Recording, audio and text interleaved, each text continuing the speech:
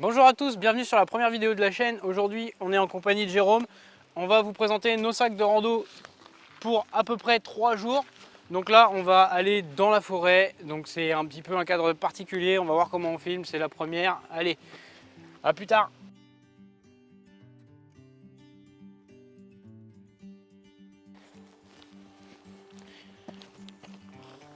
Ok, nous voilà dans la forêt pour vous parler du sac à dos. Alors, le sac à dos, pourquoi le sac à dos? Le sac à dos, il fait partie intégrante de votre randonnée. Après tout ce qui est équipement, chaussures, vêtements, il y a le sac à dos. Il va conditionner votre marche. Si votre sac il est mal chargé, trop lourd, trop gros ou trop petit, votre randonnée, il y a 50% de chances qu'elle soit complètement foirée ou alors que vous la subissiez. Là, on est sur un sac pour, on va dire, un week-end dans les bois, 2 jours grand maximum, voire 3, ça passe encore. Là, on part sur un sac de 38 litres, donc ça reste une capacité correcte. On peut aller jusqu'à 50 litres pour être bien. L'aspect important à regarder quand on choisit un sac, déjà vous allez regarder son poids. Si le sac il pèse plus de 3 kg, c'est déjà un sac qui est très lourd. Là, mon sac il fait 38 litres, il pèse 1,2 kg vide. Voilà, on part sur un sac qui est tout en ripstop avec des éléments de confort qui sont non négligeables.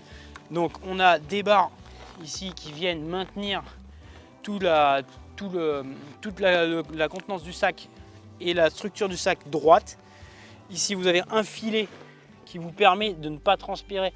Si vous partez en montagne, à partir de midi, le soleil il vous tape sur la tête, c'est impressionnant. Si vous transpirez, passez 20 heures, vous n'allez pas passer la nuit en montagne ou alors vous avez de quoi vous sécher.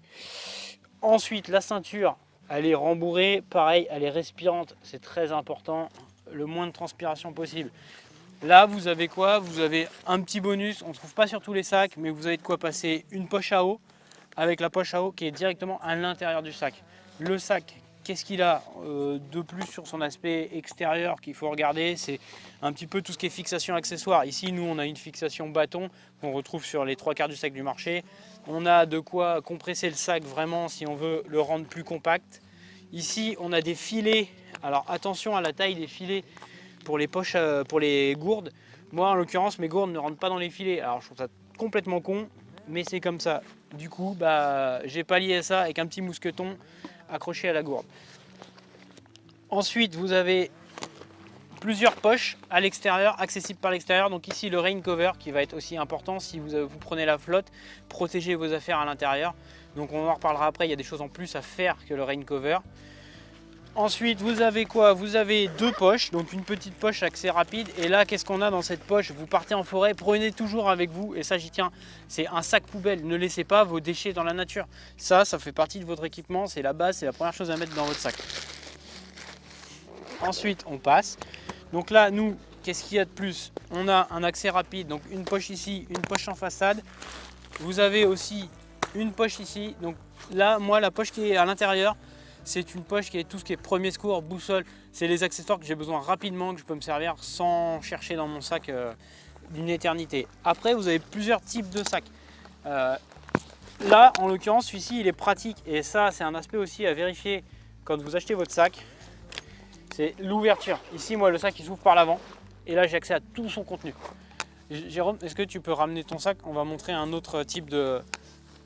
Là, je vais vous montrer le sac de Jérôme. Par exemple, il a un accès aussi par l'avant. C'est pas fichu pareil. Voilà. Donc là, son sac, lui, pareil. Vous avez un accès par l'avant. Il n'est pas fichu pareil. Mais ça va conditionner votre rando. Si vous passez 20 ans à chercher parce que vous avez une poche qui est uniquement ouvrable par le haut, ça va être une galère monstre. Donc, faites bien attention à ça. Et voilà. Donc c'est tout pour la partie extérieure, à part les petites poches, les machins, c'est des trucs à vérifier, voilà. Ok, maintenant qu'on a parlé du sac, on va parler de qu'est-ce qu'il y a dans les poches à l'extérieur. Donc déjà, je vais commencer par les basiques, les bâtons. Ça, pour votre marche, c'est indispensable. Nous, on a pris des légers parce qu'on a de l'équipement vidéo avec et le poids, ça fait mal. Je vais tout étaler par terre, on va voir ce qu'il y a dedans. Donc là, la poche arrière, j'en ai déjà parlé. Un truc accessible rapidement quand il pleut, c'est la bâche pour le sac, le rain cover, très important. Là, une petite lampe, ça c'est pour la vidéo, on s'en fout. Ici, la carte de là où vous êtes. Ça paraît con, Vous avez des GPS, vous avez des téléphones. Quand vous n'avez plus de batterie, si vous n'avez pas la carte, bah vous êtes perdu. Avec la carte, indéniable, dans les indispensables, vous avez la boussole. Nous, on est parti sur une boussole basique, une Recta, voilà. J'ai pas grand chose à rajouter là-dessus. Alors après, on a du savon, une ligne de pêche, mais ça, on va pas pêcher. Un briquet. Ici, un petit indispensable aussi, on n'y pense pas souvent, c'est une trousse de couture. Alors qu'est-ce que j'ai fait? J'ai pris une boîte de punaises, dedans il y a des aiguilles, du fil, voilà, terminé, il n'y a pas besoin de plus. Et des boutons. Là, vous avez un petit kit de secours avec couverture de survie, garrot, briquet et tout un tas de médicaments nécessaires, donc anti-allergènes, anti-chiasse, mal de bite, tout ce que vous voulez. On fera un article plus tard sur vraiment tout ce qu'il y a dans une trousse de secours qui est important à prendre. Ensuite, un sifflet, si vous êtes perdu, vous sifflez. Ça peut vous aider. Un rouleau de scotch, ça c'est plus pour la vidéo, mais ça peut servir dans un sac de rando. Ensuite, un pansement israélien, donc ça reste dans le kit de secours, c'est vraiment de l'extrême urgence. Si on prend si on a une hémorragie, on se coupe, un truc comme ça. Toujours ça. Là, on s'en fout. Du papier toilette. J'aime pas trop le papier toilette, je préfère utiliser des feuilles personnellement. Mais du papier toilette, on sait jamais. Et là, un indispensable aussi, des lacets. Si vous marchez et que vous avez vos lacets qui pètent, vous n'avez pas de rechange, bah c'est terminé pour vous. Bonne chance. Et voilà pour cette partie-là. Donc du coup, on va passer à la poche qui est ici. Donc là, on est vraiment, comme je le disais tout à l'heure, sur des trucs assez rapides, sans trop se prendre la tête. Donc de l'anti-moustique, surtout dans cette saison. Une lampe. Encore un kit de secours, donc ça c'est un complémentaire. Là, on a un petit kit déjeuner. La batterie de la lampe. Et ce sera tout pour la partie poche extérieure. Si, un petit truc, on a une poche ici avec un trousseau de clés et un gel énergétique. Si vous avez un coup de mou, le gel énergétique, il ne faut pas passer 30 ans à le chercher dans votre sac. Il est à portée de main et il fait chier personne. Ensuite, vous avez un tarp qui est juste en dessous. Alors nous, on est en été, on n'a pas pris de housse Gore-Tex ni quoi que ce soit. Là, on a juste pris un tarp. En hiver, on va rajouter une housse Gore-Tex quand même. Ça protège de l'humidité, ça coupe du vent. Donc un tarp qui fait celui-là 1 kg sans les bâtons en ferraille qu'il y a dedans. Et sachant qu'en forêt, les bâtons en ferraille, on n'a pas besoin. Moi, je les ai retirés. Ça prend moins de place et ça pèse moins lourd. Voilà, c'est tout pour l'extérieur. On a parlé de l'extérieur du sac. On va parler de... J'avais oublié les mouchoirs. On va parler de la partie intérieure du sac. Donc qu'est-ce qu'il y a à l'intérieur? Donc déjà on va tout dégrafer pour se laisser un peu de place. Voilà. Qu'est-ce qu'il y a à l'intérieur? C'est vraiment du minimalisme. Donc là, si on ouvre par le haut, une casquette, de la bouffe. Donc là en l'occurrence des nouilles chinoises. On préférera des repas lyophilisés d'habitude. Là c'est toutes mes affaires de rechange conditionnées dans un sac étanche de chez une marque très connue. Là-dedans, j'ai un Kawaii Gore-Tex, j'ai un pull, une serviette pour faire un brin de toilette, des chaussettes, très important, une deuxième paire de chaussettes. N'oubliez jamais ça. Si vos pieds ils sont humides, vous allez souffrir aussi toute votre randonnée. Vas-y, casse-toi, je te dirai rien. Ensuite, là, on va partir sur la ventrale. On va l'ouvrir, c'est beaucoup plus accessible. Vous allez voir, il n'y a pas grand-chose. Ok, donc du coup, qu'est-ce qu'on a dedans? On a un hamac. Le hamac, il est important de faire le bon choix sur votre hamac. Donc là, moi, mon choix sur le hamac, il s'est fait il y a quelques années. Je faisais pas autant de rando que ça. Donc là, il est un petit peu gros. Par contre, c'est de la bombe. Le hamac est fait en bâche, en ripstop, et il a une moustiquaire. Alors, pourquoi un hamac et pourquoi pas une tente? Le hamac, vous allez être en hauteur, c'est léger, c'est pratique et c'est sécurisé. Vous n'allez pas avoir d'insectes qui vont venir vous marcher dessus, enfin vous grimper dessus, vous piquer. Vous n'allez pas avoir de sangliers qui vont venir vous shooter si vous mettez le hamac assez haut.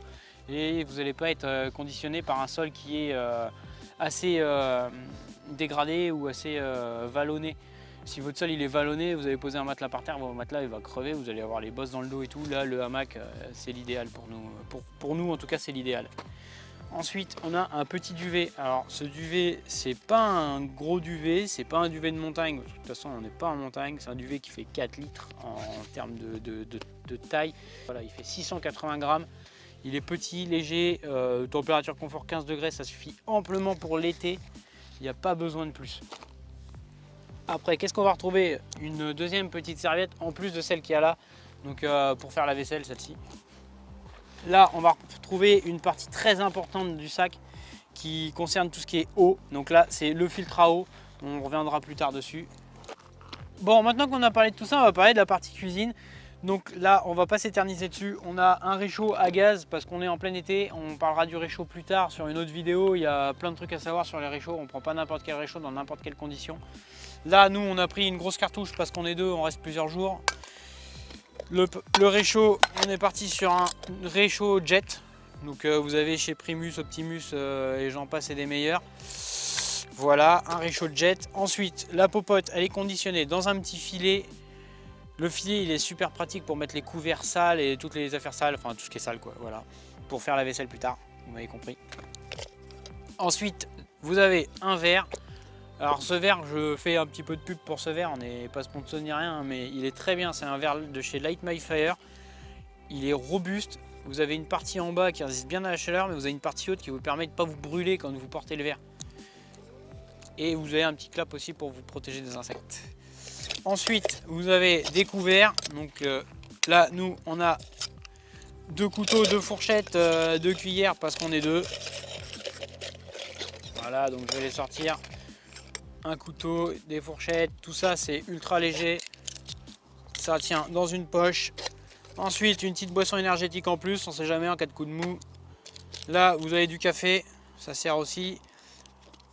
De quoi démarrer un feu si vous êtes dans une zone où vous avez le droit de démarrer un feu. Ne démarrez pas un feu en pleine forêt si vous n'avez pas le droit de le faire. Vous allez foutre le feu à la forêt et ce serait très nuisible.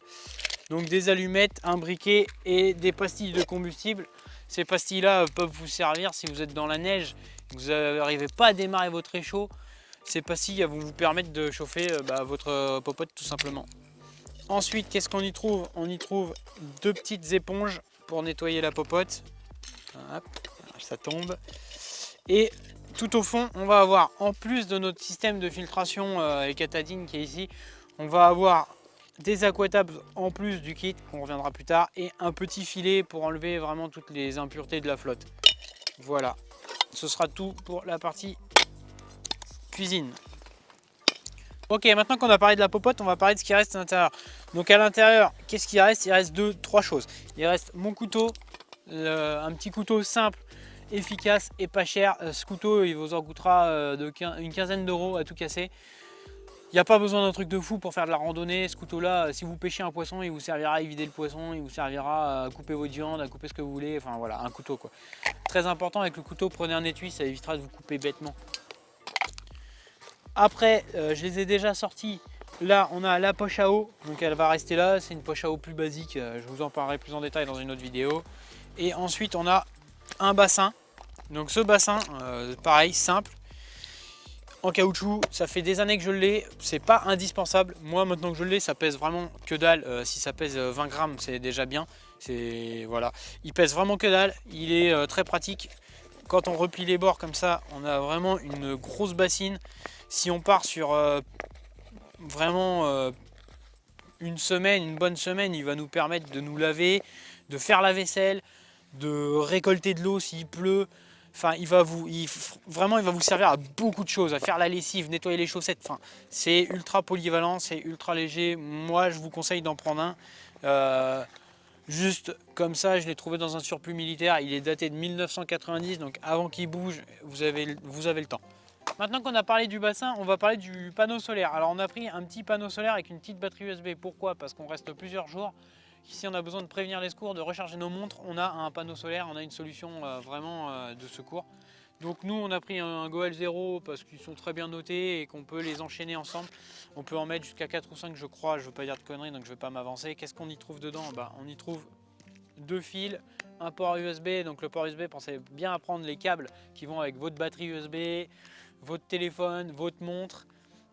Enfin, tout ce que vous avez besoin. Donc là, l'avantage de ce panneau solaire, comme je disais, c'est que nous, on a tous les mêmes. Donc là, on a une prise aller, on en prend un deuxième, on la branche dedans.